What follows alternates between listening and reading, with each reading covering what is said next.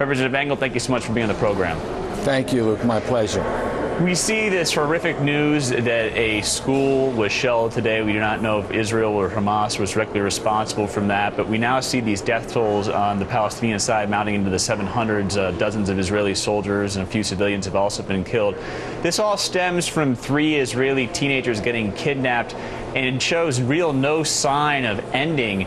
What is to be made out of all of this, and where is an end game here, Congressman, from where we started, 3 Israeli teenagers getting kidnapped, to all this death and devastation? Well, you know, about a week ago, Egypt tried to broker what it called a ceasefire. Israel accepted the ceasefire, and Hamas did not. You know, you can't have it both ways. If you don't accept an unconditional ceasefire, and then your people are killed, well, I think you're partially to blame. And so this is a horrific thing. War is always horrific. It's not a pretty picture. But I think that Hamas for years has been using its people as human shields, building its bomb factories and its missile launches and heavily civilian population. Even as you reported, missiles were found in UN schools in the Gaza Strip. So I think that, you know, it can't be both ways. You know, we hear a lot about the civilians being killed, and it's, again, a terrible tragedy. But even more civilians are being killed every day in Syria, and we don't hear about that at all. It's only when Israel tries to defend itself against rocket attacks coming in for the past several years, virtually every day, being fired at its citizens, at its civilians.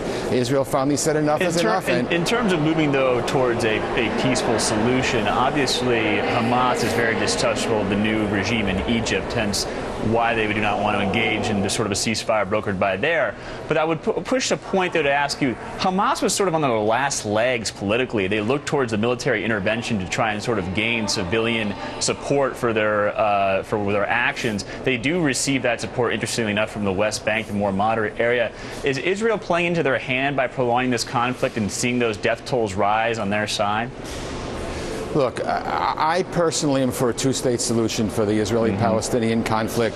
2 states side by side, a Palestinian Arab state, an Israeli Jewish state, living in peace and harmony. The problem is Israel doesn't have a war with the Palestinian people.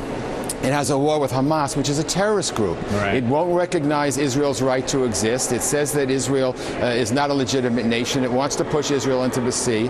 I don't know how Israel is supposed to negotiate with an entity that denies its right to exist. Well, it's something Secretary Kerry will be working on through tomorrow. Let's see if then hopefully there will be some progress. Congressman Eliot Engel, ranking member of the Foreign Affairs Committee, thank you so much for joining us. We appreciate it. Thank you.